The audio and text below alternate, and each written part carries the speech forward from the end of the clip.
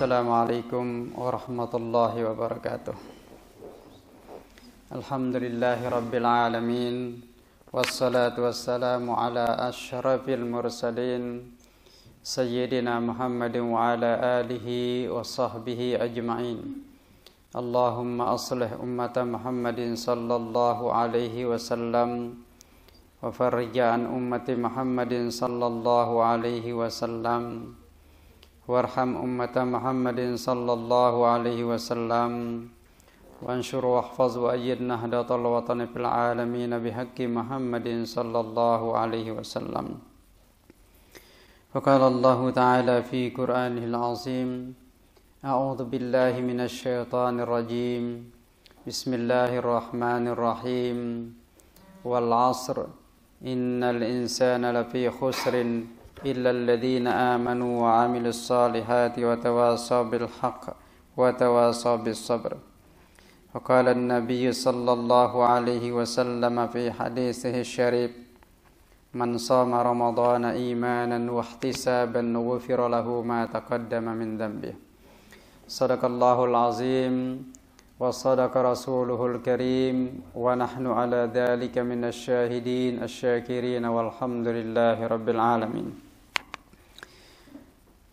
Hadirin hadirat, bil khusus Ustadz Hilman sebagai pengurusi dari acara ini serta para jamaah yang hadir di tempat ini. Pertama sekali mari sama-sama kita merafakkan puji syukur kehadirat Allah Subhanahu wa taala yang telah memberikan nikmat sehat kepada kita semua, sehingga alhamdulillah dalam masa yang sangat baik dan tempat yang mubarak ini kita dapat berkumpul dalam rangka mencoba merefleksi atau bermuhasabah terhadap amal-amal ibadah yang sudah kita lakukan, yang sedang maupun yang akan kita lakukan ini. Apakah kita sudah memperolehi apa-apa yang kita tuju, apa-apa yang menjadi hadap tujuan kita di dalam menjalankan ibadah, baik itu ibadah saum maupun ibadah-ibadah yang lainnya seperti sembahyang dan juga sembahyang sunnah lainnya. Mudah-mudahan apa yang kita lakukan ini Allah berikan pahala buat kita semua.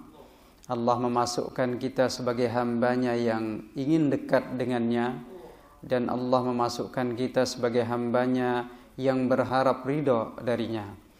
Dan Allah juga kita berharap kepada Allah Subhanahu wa taala, mudah-mudahan kita mendapatkan ridho dan berkah selama kita menjalankan ibadah puasa ini, dan pada akhirnya Allah memberikan stempel atau stigma sibghah buat kita semua sebagai manusia-manusia muttaqin, manusia-manusia yang memperolehi yang dikategorikan sebagai la'allakum tattaqun.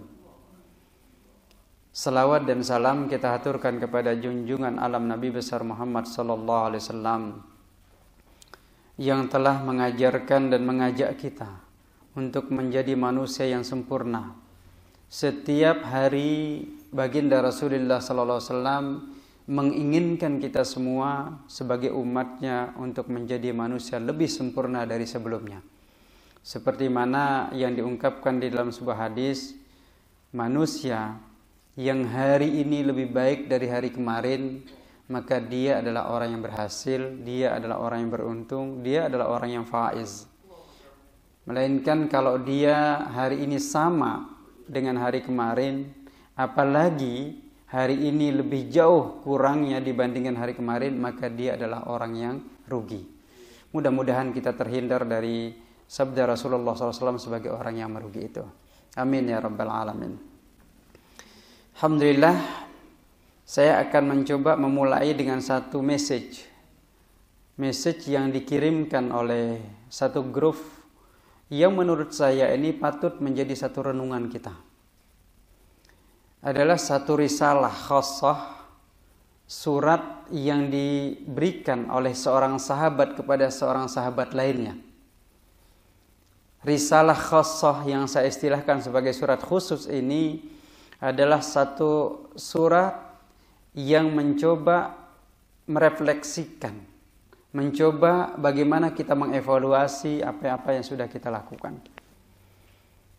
Saya sering kalau di ceramah itu saya ungkapkan di awal, syahrul Ramadan ini saya ibaratkan seperti tamu yang membawa keberkatan, membawa keutamaan, membawa kemuliaan, membawa segala macam kebaikan. Jika kita yang orang atau yang menerima tamu ini tahu itu semua, maka tentunya persiapan kita, perlakuan kita, interaksi kita dengan tamu itu akan jauh lebih baik daripada orang yang tidak tahu hakikat tamunya yang datang itu. Maka surat yang dikirimkan oleh seorang sahabat kepada sahabatnya ini diberikan tajuk sebagai surat perpisahan. Mengapa surat perpisahan? Sebelum saya bacakan suratnya adalah karena hari ini merupakan hari ke-21. Maknanya kalau kita merujuk beberapa referensi, ada yang sudah mendapatkan atau yang sudah mengatakan malam itu adalah merupakan malam qadar. Dalam referensi lain. Nah, referensi yang lain nanti kita akan rujuk, ada yang mengatakan 23. Ada pula 25, ada pula 27, dan ada yang 29. Mana saja di antara malam-malam ini merupakan malam qadar itu adalah satu malam yang Allah turunkan sebagai hibah kepada umat Islam. Sebagai pelipur yang menjadi tasliyah untuk kita merasakan betapa mulianya kita sebagai umat Islam dibandingkan dengan umat-umat sebelum kita. Karena kalau kita melihat berapa usia kita dibandingkan mereka jauh sekali berbeza. Kita semua antara 60 ke 70. Kalaupun ada yang melebihi 70, Allah sudah anugerahkan sebuah kelebihan. Anugerahkan sebuah keutamaan di dalam diri seorang yang melebihi usia 60 tahun itu atau 70 tahun. Tapi kalau belum sampai ke usia itu, maka harapan kita akan sampai kepada usia yang dilebihkan itu yaitu 70 plus 1K, 2K, sampai 10 tahun. Nah, itu Allah memberikan itu. Nah, surat ini berbunyi, wahai saudaraku, aku akan pulang. Wahai saudaraku, aku akan pulang. Kalau dilihat dari tajuk ini, kalau kita baca dengan hati, mungkin kita akan menangis. Telah 22 hari atau 21 hari kita bersama. Namun aku sering ditinggal seorangan. Walau aku sering dikatakan istimewa, namun perlakuan dan layananmu terhadapku sedikit pun tidak menunjukkan aku itu istimewa. Buah tangan yang aku bawa bersamamu, buah tangan yang aku bawa bersama, tidak sedikit pun kau sentuh. Al-Quran hanya dibaca sekilas. Tak mampu menandingi masa yang kau habiskan untuk smartphone-mu. Salatmu tak lebih khusyuk, kalah bersaing dengan ingatan pada lebaranmu. Tak banyak kau minta ampunan karena sibuk menumpuk harta demi bonus dan belanja hari raya. Malam dan siangmu tak banyak digunakan untuk amal kebajikan, kalah dengan kesibukan bisnis dan keuntungan. Tak banyak kau bersedekah karena khawatir tak cukup buat lebaran. Saudaraku, aku seperti tetamu yang tak diharapkan. Hingga sepertinya takkan kau menyesal saat aku tinggalkan. Hakikatnya kedatanganku beserta kemuliaan seharusnya tak pulang dengan kesiaan. Percayalah wahai saudaraku, aku pulang belum tentu akan kembali datang. Aku pergi, belum tentu akan kita berjumpa kembali. Sehingganya akulah yang pantas menyesal meninggalkan dirimu. Tapi apa boleh buat, wahai saudaraku, karena engkau aku perlakukan tidak baik. Engkau biarkan aku seorangan tanpa menyentuhku. Engkau biarkan aku menjadi orang yang tak ada fungsi dan guna. Karena itu saudaraku, masih ada masa. Masih ada masa kita bersama 9 ke 8 hari lagi. Kita akan kekal berdua, wahai saudaraku. Kuharap moga kau sadar sebelum aku benar-benar pulang. Karena tidak ada jaminan umurmu akan bertemu lagi dengan diriku, wahai saudaraku. Wassalam, saudaramu Ramadan. Jadi surat ini menurut saya adalah satu muhasabah yang sangat luar biasa. Banyak antara kita yang sudah berpuasa 21 hari hingga kini. Tapi rasanya saum kita ini masih kurang. Masih kurang memberikan manfaat. Masih kurang memberikan bagaimana kita menjadi seorang yang shaimin yang sebenar-benar yang diharapkan oleh Allah dan Rasul-Nya. Apalagi kita akan mendapatkan yang dinamakan muttaqin. Baginda Rasulullah sallallahu alaihi wasallam di dalam sebuah hadis yang telah tegas mengatakan puasa ini dijadikan menjadi 3 fase. Awwaluhu rahmah, awsatuhu maghfirah, akhiruhu itqun minan nar. Awal sudah kita lampaui, 10 malam, 10 hari pertama sudah kita lampaui. Pertengahan pun sudah kita lampaui. Sekarang kita masuk pada fase ketiga yang dinamakan fase itqun minan nar. Yang menjadi soalan paling mendasar adalah, sudahkah kita memperolehi yang namanya rahmat kasih sayang Allah itu di 10 hari pertama? Atau jangan-jangan kita memang kehampaan tak mendapatkan apa-apa. Yang kita perolehi hanya saum, dahaga dan lapar sahaja. Belum kita perolehi yang dinamakan rahmat kasih sayang Allah Subhanahu wa taala.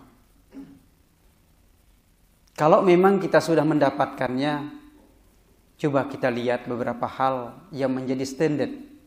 Apakah kita benar-benar sudah mendapatkan yang dinamakan kasih dan sayang Allah Subhanahu wa taala itu atau belum? Yang pertama sekali, orang yang mendapatkan kasih sayang Allah Subhanahu wa taala itu akan terlihat dari kasih sayang kita kepada Allah, cinta kita kepada Allah, rindu kita akan berjumpa dengan Allah Subhanahu wa taala. Soalannya pada diri kita masing-masing, adakah ini sudah kita rasakan? Perbezaan sebelum kita masuk bulan Ramadan dengan setelah kita masuk bulan Ramadan dan melampaui 10 malam pertama, adakah sudah perbezaan cinta kita kepada Allah, sayang kita kepada Allah, rindu kita kepada Allah atau tidak? Kalau ada perbezaan bahwa kita semakin hari masuk ke malam kedua, kita semakin kuat rindu kita kepada Allah Subhanahu wa taala. Malam ketiga semakin besar rindu kita pada Allah sampai habis malam ke-10 itu rasa cinta dan rindu kita kepada Allah semakin kuat. Sudahkah kita mencoba mengevaluasi, merasakan betapa cinta Rabi'ah al-Adawiyah, seorang sufi perempuan yang berasal dari seorang hamba sahya, dipekerjakan oleh tuannya. Kemudian pada suatu hari sebelum dia bekerja memiliki syarat. Ya Sayyidi, wahai tuanku, aku ingin mengabdi kepadamu pada siang hari hingga malam hari. Malam hari aku ingin mengabdi kepada Tuhanku. Kalau engkau inginkan, wahai tuanku, seperti itu syaratku, maka aku patutlah mengabdi kepadamu. Akhirnya tuannya pun mengizinkan. Mulai dari pagi hari hingga petang dia mengabdi setulusnya kepada tuan dan majikannya. Apa saja dia kerjakan, yang penting itu baik. Begitu malam hari, faida jannal lail, malam hari tiba, dia ingin fokus menghadap pada Allah Subhanahu wa taala sehingga pagi hari. Sehinggalah pada satu malam tuannya ingin melihat. Dia ditempatkan Rabi'ah al-Adawiyah pada satu pojok ruangan, satu bilik yang tidak begitu berharga bagi tuannya. Begitu tuannya keluar dari biliknya, dia pandangannya tertuju kepada bilik Rabi'ah al-Adawiyah. Ternyata keluarlah cahaya yang begitu terangnya dari bilik Rabi'ah al-Adawiyah. Dan cahaya ini terlihat terus menembus ke langit. Allahu Akbar. Akhirnya tuannya terkejut. Ada apa dari bilik Rabi'ah? Dia menghampiri bilik itu. Kemudian dia melihat ternyata Rabi'ah al-Adawiyah sedang mengangkat tangannya berdoa pada Allah. Doanya didengar oleh tuannya. Ya Allah, ya Tuhanku, jika semua masa aku miliki, maka aku akan abdikan seluruh hidupku untukmu, wahai Tuhanku. Tapi saat ini engkau mengetahui bahwa masaku hanya ada pada malam hari saja. Siang hari itu aku abdikan kepada Tuanku. Ya Allah, ya Rabb. Tuannya itu mendengar munajat Rabi'ah al-Adawiyah. Kemudian setelah pas itu dia berdiskus dengan istrinya. Dari bilik Rabi'ah ada saya lihat cahaya yang begitu terangnya. Kata istrinya, bolehlah nanti saya akan coba ikut melihat. Malam kedua, tuannya kemudian keluar bersama istrinya. Kali ini dia tidak melihat dari jauh. Tuannya melihat masuk ke dalam bilik Rabi'ah dan Rabi'ah tidak terusik. Tidak ada pengaruhnya ada orang ataupun tidak ada orang ketika bermunajat pada Allah SWT. Munajat yang sama dia ucapkan, ya Allah, ya Rabbi, seandainya aku memiliki masa melebihi masaku saat ini, maka seluruh masaku ini aku abdikan kepadamu, ya Allah. Begitu pagi hari kedua, tuannya kemudian memanggil Rabi'ah al-Adawiyah. Dan tuannya mengatakan, ya Rabi'ah al-Adawiyah, fa'antil ana hurriyah. Engkau sekarang aku bebaskan. Engkau bebas mengabdi kepada Tuhanmu, wahai Rabi'ah al-Adawiyah. Apa yang terjadi kemudian? Begitu gembiranya Rabi'ah al-Adawiyah, sehingga pada satu hari dia dikenali sebagai seorang sufiah yang sangat luar biasa dengan konsep mahabbatullah, konsep cintanya yang luar biasa pada Allah. Pada suatu hari Rabi'ah al-Adawiyah ditanya oleh seorang, wahai Rabi'ah, adakah engkau mencintai Nabi Muhammad sallallahu alaihi wasallam dan membenci syaitan? Jawabannya sederhana.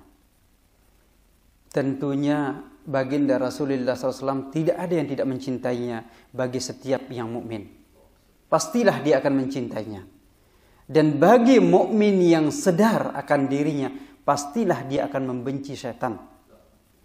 Tetapi wahai saudaraku, kata Rabi'ah, ketahuilah bahwa di dalam hatiku ini sudah penuh cintaku kepada Allah, sehingga tidak ada jalannya untuk mencintai selain Allah, dan tidak ada peluangnya untuk membenci syaitan, karena semua inilah hatiku diperuntukkan oleh Allah Subhanahu wa taala.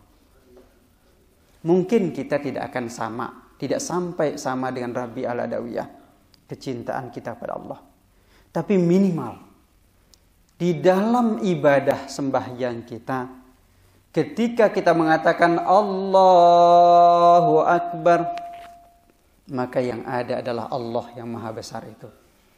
Yang lain semua damit, yang lain semua kecil. Tidak ada yang paling besar melainkan Allah Subhanahu wa taala. Jadi jangan masukkan ekonomi dalam pikiran kita ketika sembahyang. Jangan masukkan uang di dalam pikiran kita di saat kita berhadapan dengan Allah Subhanahu wa taala. Kalau ini sudah kita lakukan, rahmat itu sudah kita perolehi. Kalau ini belum kita dapatkan, sembahyang kita hanya ritual saja, mengikut kepada imam saja kalau kita ikut berjamaah, sembahyang ini maka adalah sembahyang yang boleh dikatakan belumlah sampai kesempurnaan itu. Cinta sayangnya Allah belumlah kita rasakan sepenuhnya. Masih ada waktu. Seperti surat saudara kita tadi. Masih ada waktu 8 atau 9 hari lagi. Belum terlambat kita untuk mencoba terus meraih yang namanya keampunan, rahmat, dan juga itkun minan nar itu. Itu pertama dalil, tandanya kalau kita sudah mendapatkan kasih sayang Allah. Jadi semakin cinta kita dengan Allah. Apa saja yang kita lakukan, Allah yang ada dalam hati kita. Allah yang selalu bersama kita. Allah yang mengawasi segala aktiviti yang kita lakukan. Yang kedua, alamatnya adalah orang yang mendapatkan kasih sayang Allah itu adalah semakin cinta dia kepada baginda Rasulullah SAW. Semakin rindu dia ingin berjumpa dengan baginda Rasulullah SAW. Bayangkan, ketika Rasulullah SAW merindukan kita dan menangis karena rindunya kepada kita. Tapi apakah sudah kita merasakan rindu ingin berjumpa dengan baginda Rasulullah SAW? Seperti mana para sahabat-sahabat merindukan beliau. Saat Bilal bin Rabah mengumandangkan azan, semua air mata keluar. Karena begitu cinta dan rindunya ingin berjumpa dengan baginda Rasulullah SAW. Saat Abu Bakar As-Siddiq mengatakan minta kepada Allah untuk mempersingkat umurnya. Karena sangat rindu ingin berjumpa dengan kekasihnya, baginda Rasulullah SAW. Kita masih merasa hidup kita panjang. Kita masih merasa dunia adalah tempat kita yang baik, yang enak, yang nyaman. Padahal ketahuilah, walal akhiratu khairul laka minal ula. Akhirat itu jauh lebih tinggi, jauh lebih hebat, jauh lebih nyaman dibandingkan kita ada di dunia ini. Allahu Akbar. Sudahkah kita rasakan rindu untuk berjumpa Rasulullah SAW? Kalau demikian, apa alamatnya, apa tandanya orang-orang yang mencintai, merindui baginda Rasulullah SAW? Ada dua yang paling utama. Seperti mana yang dikemukakan oleh Syekh Tajuddin bin Atha'illah Sekandari dalam kitab Tajul Arusnya. Alamatu hubbin Nabi sallallahu alaihi wasallam hubbi sunnatih, mencintai sunnahnya. Mencintai sunnah baginda Rasulullah SAW artinya adalah mengikut apa-apa yang disyariatkan, yang dibawa oleh baginda Rasulullah SAW. Antara pengikutan kita kepada baginda Rasulullah SAW ditandai dengan dua hal. Mengikut kita kepada Rasulullah dengan secara zahir, benar-benar mengikut Rasulullah SAW. Bagaimana caranya kita belum pernah berjumpa? Inilah yang Rasulullah SAW rindukan itu. Umatku di akhir zaman katanya adalah kekasihku. Kita dikatakan sebagai kekasihnya oleh Rasulullah SAW. Mengapa kita menjadi kekasih Rasulullah? Karena kita beriman, percaya pada Allah, dan percaya kepada baginda Rasulullah SAW, padahal kita belum pernah berjumpa dengan Rasulullah SAW. Walau dalam mimpi kita belum pernah berjumpa. Kalau kita ingin berjumpa dalam mimpi dengan Rasulullah SAW, aktsiru bis salawat. Perbanyak baca salawat. Insya Allah, kalau kita perbanyak baca salawat, ada peluang kita untuk berjumpa bagi yang merindukan Rasulullah SAW. Bagaimana mungkin kita akan berjumpa dengan Rasulullah dalam alam mimpi atau dalam bayangan sekalipun, karena kita jauh dari bacaan salawat, jauh dari mengikut baginda Rasulullah SAW. Ikutlah Rasulullah secara zahir, mengikut pada ulama-ulama kita yang sudah mentafsirkan, yang sudah menjelaskan bagaimana mengikut Rasulullah SAW zahiran itu. Yang kedua, ikutlah kepada Rasulullah SAW secara batin. Maknanya adalah ketika kita sembahyang, sembahyanglah dengan khusyuk. Ketika kita berpuasa, berpuasalah sesuai dengan apa yang diajarkan, imanan wahtisaban. Jadi puasa yang diterima yang akan membawa kepada ketakwaan itu yang ada dua standarnya.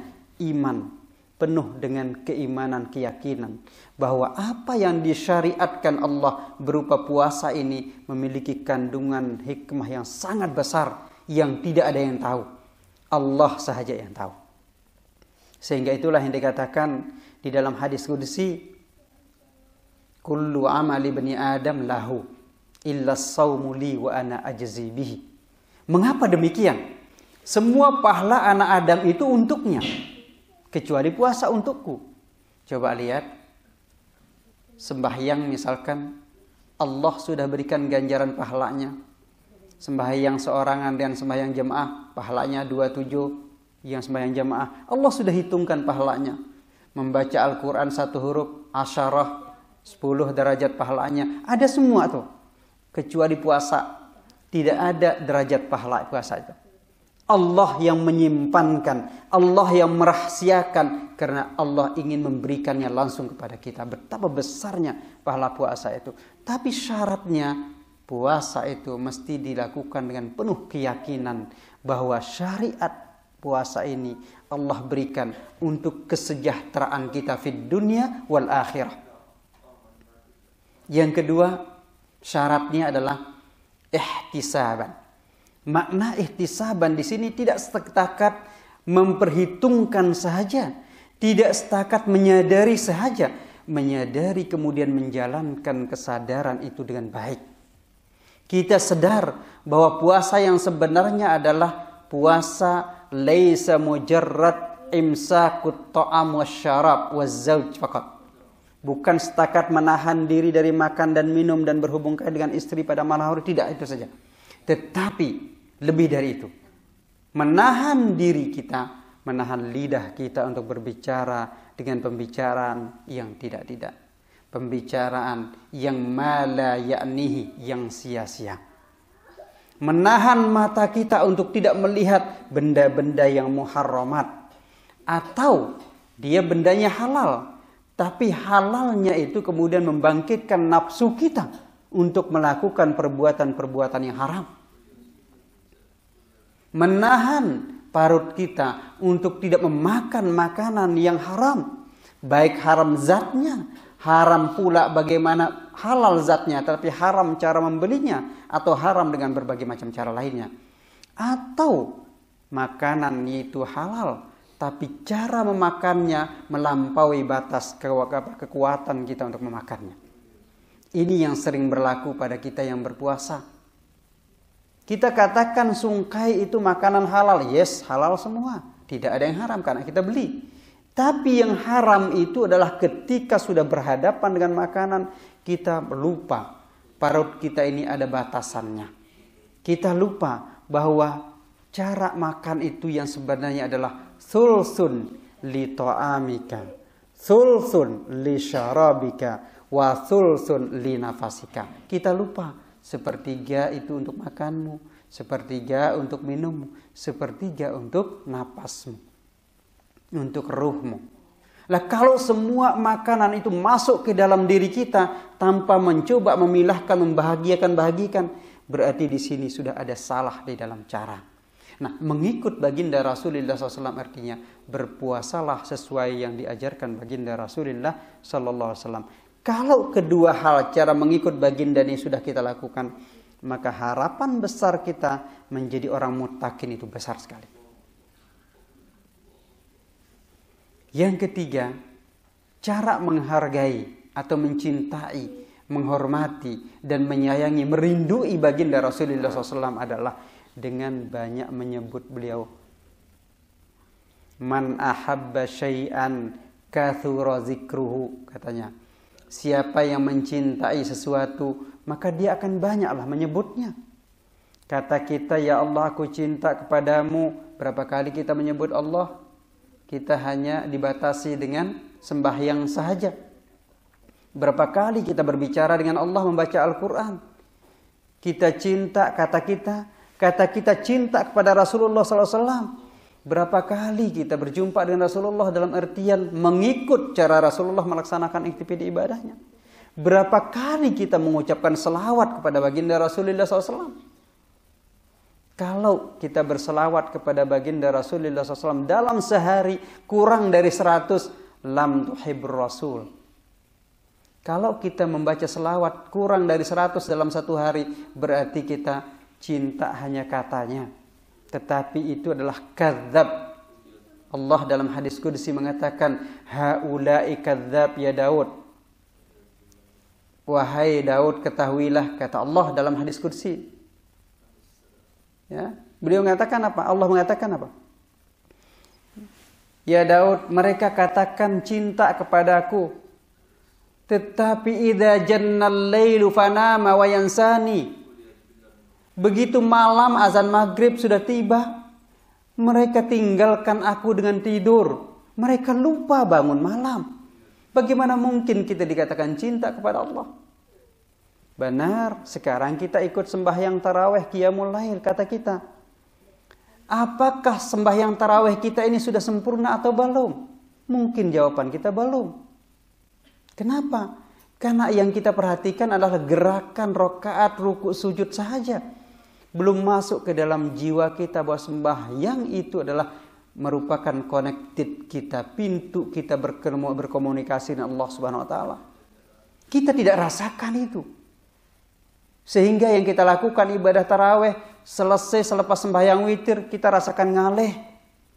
Kita rasakan bahwa ternyata sembahyang 21 rakaat ini, 23 rakaat ini ngaleh membuat. Kenapa? Karena kita belum menikmati sembahyang itu. Sehingga cukuplah ada setelah sembahyang 8 rakaat dia keluar dari masjid, keluar dari surau, keluar dari balai ibadat. Mereka katakan, cukuplah aku sembahyang 8 rakaat. Ketahuilah, Rasulullah sallallahu alaihi wasallam qiyamun fil lail, sembahyang terus pada malam hari. Padahal tahukah kita, Rasulullah adalah hamba Allah terbaik, pemimpin para rasul dan juga para malaikat, dan seluruh dunia ini pimpinan Rasulullah SAW. Beliau sembahyang malam tidak pernah putus-putusnya. Kita belum ada yang menjaminkan kita masuk surga. Sembahyang kita bagaimana?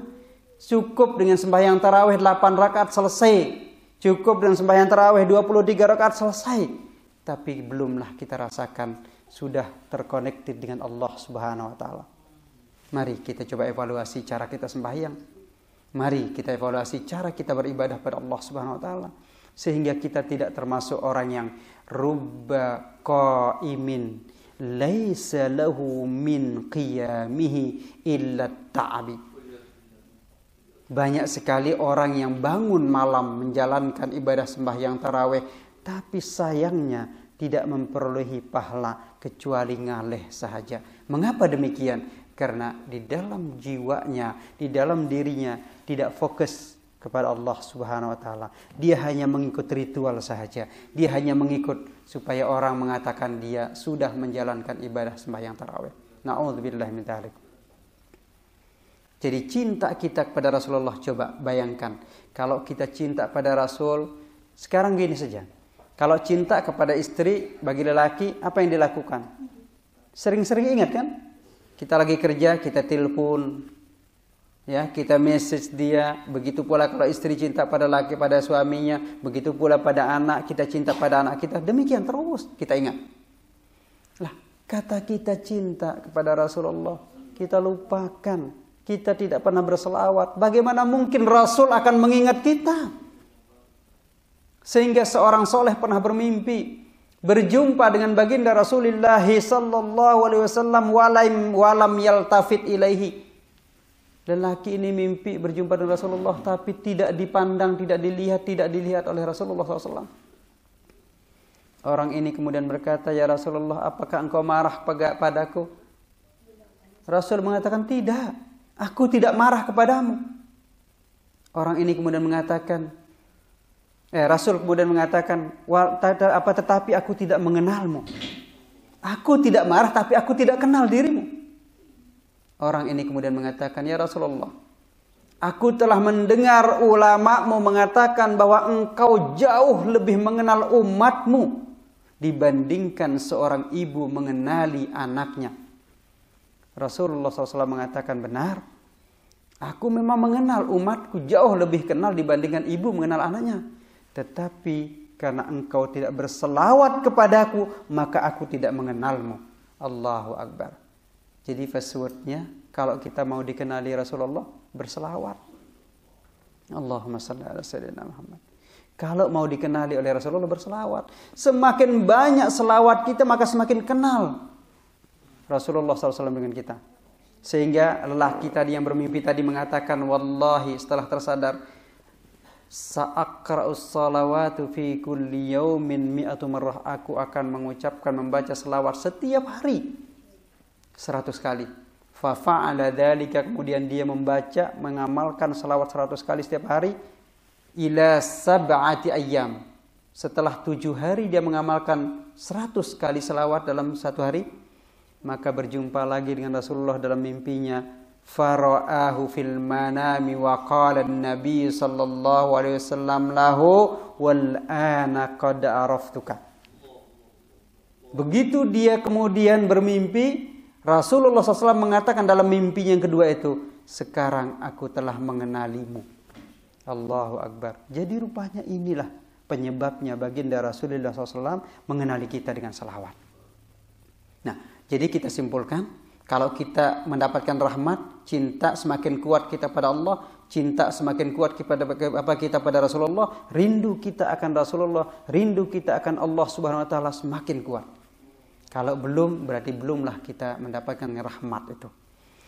Yang ketiga, tanda orang yang memperolehi rahmat Allah Subhanahu wa taala adalah semakin dekat dia dengan manusia, dengan makhluk Allah yang lain. Semakin sayang dia dengan orang lain. Sekarang kita buktikan, di akhir-akhir Ramadan kita buktikan sayang kita pada orang lain. Sudahkah kita bersedekah kepada orang lain?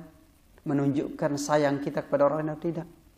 Sudahkah kita senyum di hadapan saudara kita atau orang yang kita tidak kenal? Sudahkah kita mengucapkan assalamualaikum kepada mereka-mereka yang kita jumpai di jalanan atau tidak?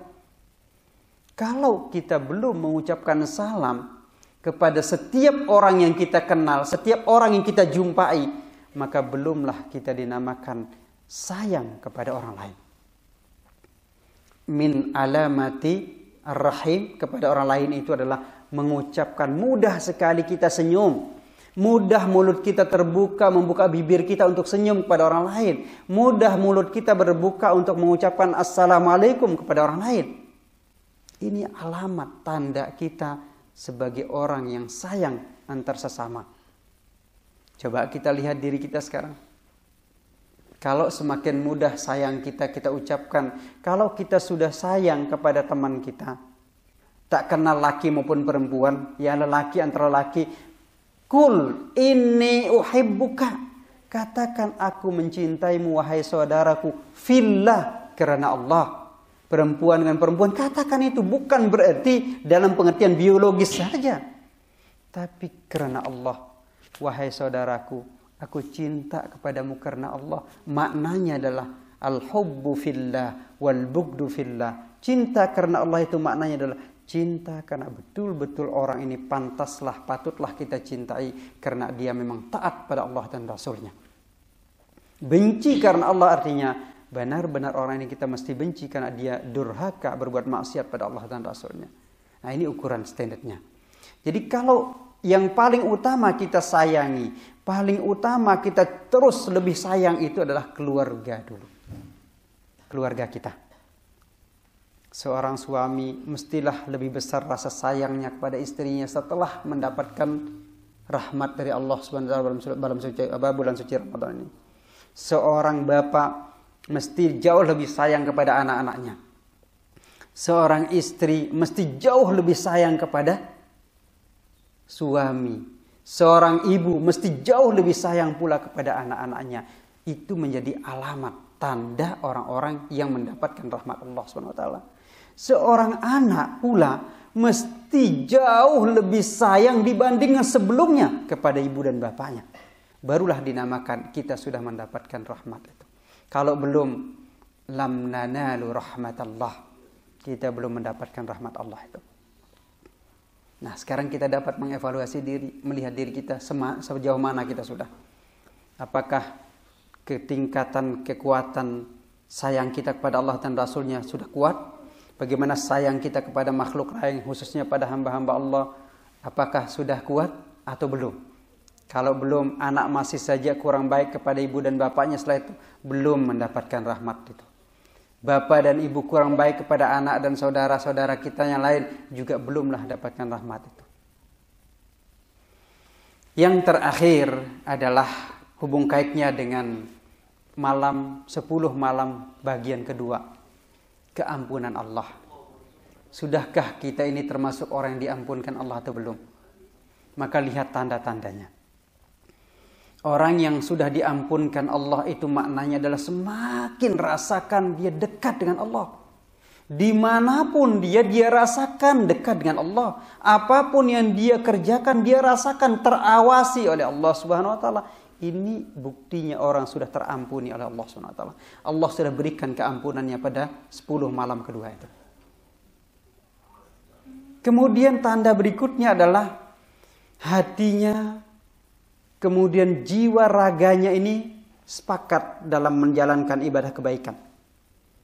Jadi kalau raganya ingin melakukan kebaikan, maka jiwanya pun ikut melakukan kebaikan itu. Kalau jiwanya menginginkan membantu orang lain, maka raganya pun, badannya ikut membantu orang lain. Jadi antara jiwa raga ini dia akan terus bersama di dalam melakukan kebajikan. Itu namanya orang sudah mendapatkan keampunan itu. Kemudian orang yang mendapatkan keampunan itu artinya apa?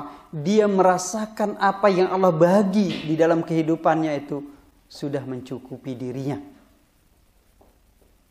Sehingga di dalam hadis qudsi yang Allah firmankan, man lam yarda bi qada'i wa lam yashkur li ata'i falyatlub rabban siwaya. Siapa yang tidak ridha dengan takdir yang aku bagi, kata Allah, ada orang yang dibagi takdirnya, rezekinya kurang dibandingkan yang lain, bersyukurlah, ridhoilah bahwa itulah bahagian kita dari Allah, itu yang terbaik Allah berikan pada kita. Wa man lam yashkur li ata'i, dan siapa yang tidak bersyukur terhadap anugerah pemberianku, kata Allah, maka carilah Tuhan selain Allah Subhanahu wa taala. Aina nabhath? Mau cari Allah kemana? Huwallahul qahhar, huwallahul akbar, huwallahul wahid. Dialah Allah yang Maha Esa itu, tak ada lagi. Mau cari kemana dia akan jumpa. Karena itu yakinlah, apa yang Allah bagi kepada kita sekarang ini, itulah yang terbaik buat kita. Qadi Iyad pernah ditanya oleh seorang lelaki. Pertanyaannya sederhana. Wahai Syekh, berikan aku fatwamu. Di manakah negara tempat yang paling baik aku tempati untuk hidup? Apa kata Qadi Iyad? Beliau katakan, aku tidak melihat negara manapun tempat yang layak untukmu. Kampung manapun tempat yang pantas, yang baik buatmu. Melainkan, lihatlah pada dirimu. Ketika kamu merasakan nyaman, meningkatkan kualiti ibadahmu, maka di sanalah tempat kamu yang terbaik. Tak kenal apakah di Mekah atau Madinah atau di mana. Yang penting dapat membuatmu jauh lebih tinggi ibadahmu. Itulah tempat kamu yang baik itu. Antara yang saya rasakan pribadi, pengalaman pribadi, mungkin boleh dikongsikan. Saya merasakan negara Brunei Darussalam adalah berbeza di mana sebelumnya saya ada. Kekuatan spiritualitas kita semakin tinggi, itulah tempat yang sebaik-baiknya. Tentunya tidak mengenal had di sini, di mana kita berada dan itu kuat keinginan kualiti ibadah kita semakin kuat, itulah yang terbaik. Maka bersyukurlah berada pada satu negara yang takmirnya agama Islam dijalankan dengan baik, adalah satu tempat yang sangat payah didapatkan. Kalau kita cari ke negara-negara lain mungkin payah sekali. Lihat di China misalkan betapa payahnya orang berpuasa. Jangankan ibadahnya lain, puasa sendiri yang hak pribadinya ditegah untuk melakukannya. Di sini bahkan yang ditegah apa? Tidak berpuasa. Melaksanakan ajaran Islam itu dibebaskan dengan baik. Ala madhabil imam Syafi'i Ahlussunnah wal Jamaah dengan baik. Bersyukurlah tinggal di negara ini. Jangan berpikir keluar dari negara ini. Fabi ayyi ala'i rabbikuma tukadziban. Nikmat mana lagi yang kalian mau ingkari? Allah sudah anugerahkan tempat yang baik. Allah sudah anugerahkan negara yang baik. Allah sudah anugerah pimpinan yang baik, yang bijaksana dan adil. Masyarakat yang baik. Tidak ada lagi tempat-tempat yang lebih baik selain di tempat yang kita ada sekarang ini. Bersyukurlah pada Allah SWT. Karena itu tidak ada alasan untuk kita tidak bersyukur. Tidak ada alasan untuk kita tidak menjalankan ibadah dengan sebaik-baiknya. Tapi ada satu konsekuensi yang perlu diperhatikan. Kalau Allah sudah memberikan kemudahan di dalam diri hambanya, tentunya ini akan mendapatkan pertanyaan jauh lebih besar pertanggungjawabannya di akhirat. Kalau orang payah dalam makan, kemudian dia tidak dapat puasa karena dia payah, perutnya tidak dapat makan, maka ini pertanyaan lebih sedikit dibandingkan kita yang sudah diberikan peluang puasa dengan tempat yang nyaman, tapi kita tidak berpuasa. Jauh lebih banyak pertanyaannya dan hukumannya jauh lebih lebih berat. La in syakartum la azidannakum wa la in kafartum inna adzabi lasyadid. Di sini. Jadi perhatikan baik-baik bahwa apa yang kita peroleh sekarang adalah suatu anugerah yang luar biasa. Mudah-mudahan apa yang kita peroleh ini tentunya Allah berikan kemudahan terus untuk melakukan ibadah. Yang terakhir sekali, sebagai tanda kita sudah memperolehi keampunan Allah Subhanahu wa taala itu adalah hati kita sentiasa disibukkan dengan zikrullah ainama kuntum, dimanapun kita berada. Zikrullah. Ingat Allah. Perempuan masak di dapurnya, ingat Allah.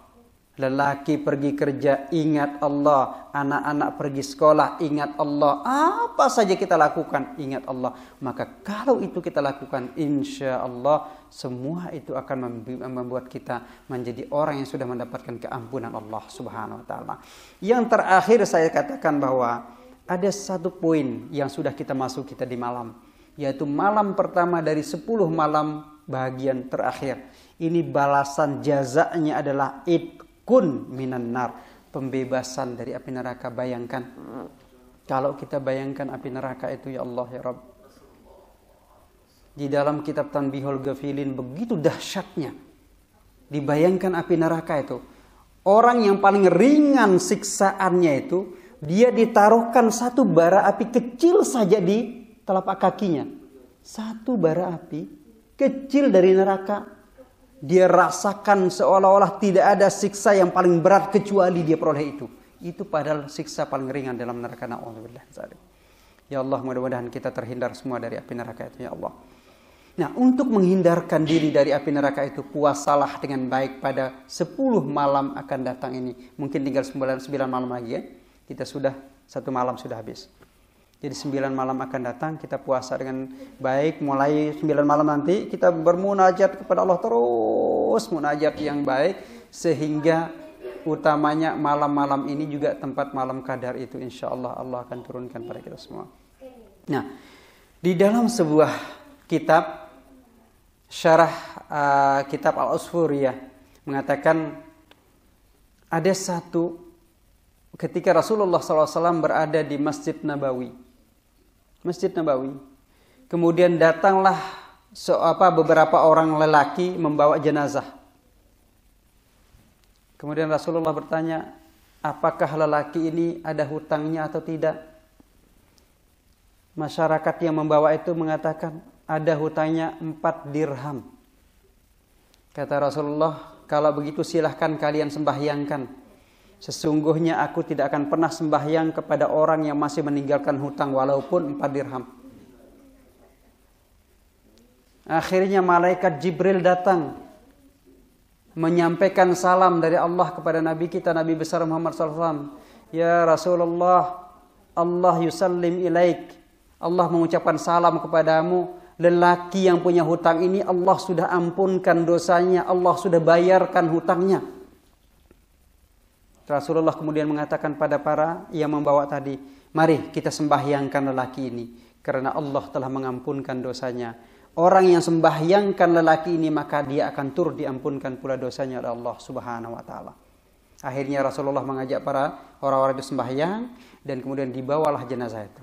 Rasulullah SAW kemudian bertanya kembali kepada Jibril, wahai Jibril, apa yang dia lakukan? Apa yang lelaki ini lakukan sehingga Allah berikan derajat yang begitu tingginya? Allah kemudian mengampunkan dosanya dengan membayarkan hutangnya.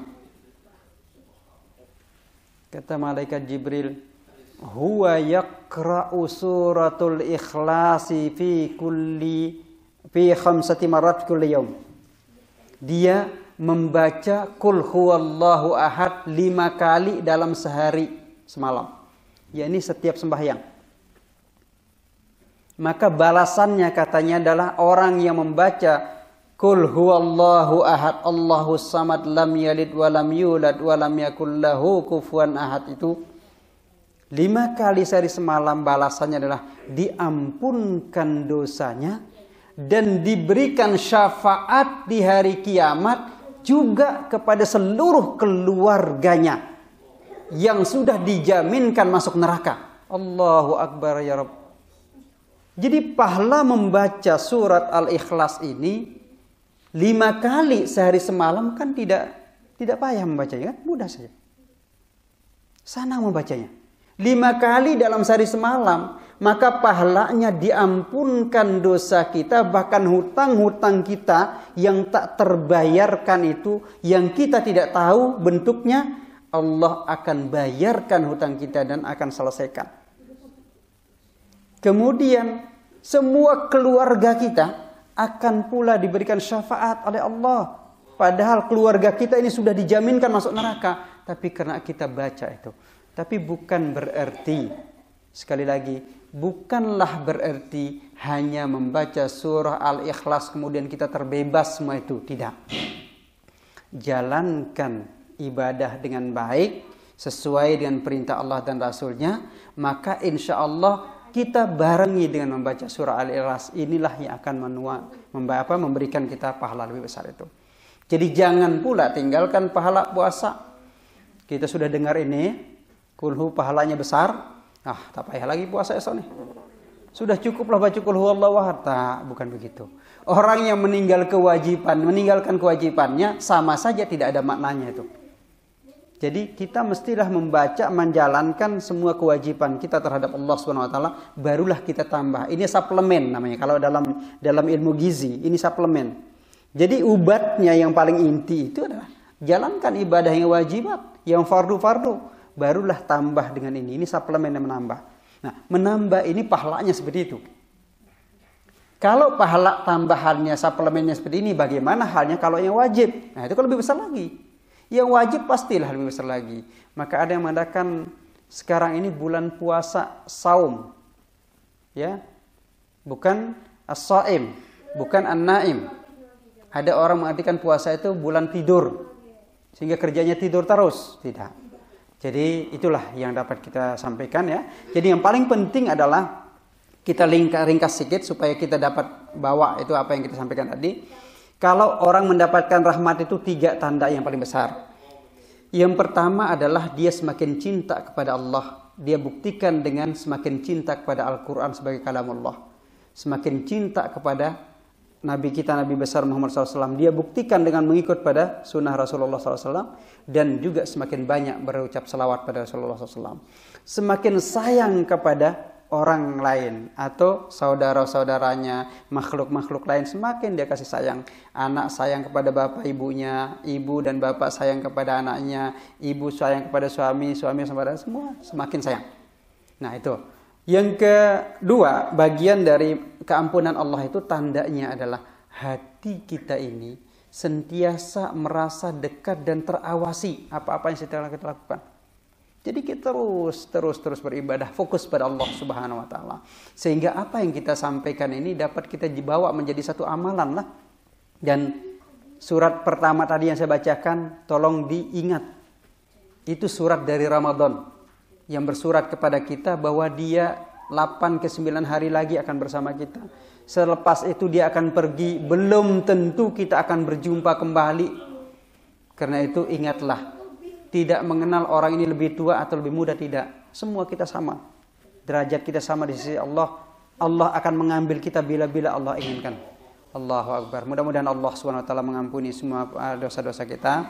Ya Allah ya Rabbil Alamin. A'udzubillahi minasyaitonirrajim. Bismillahirrahmanirrahim.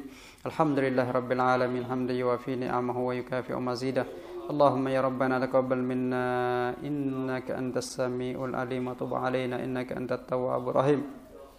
Allahumma inna nas'aluka ridhaka wal jannah wa na'udzubika min sakhatika wan nar. Allahumma innaka afuwun karim tuhibbul afwa fa'fu anna ya karim. Allahumma innaka afuwun karim tuhibbul afwa fa'fu anna ya karim. Allahumma innaka afuwun karim tuhibbul afwa fa'fu anna ya karim.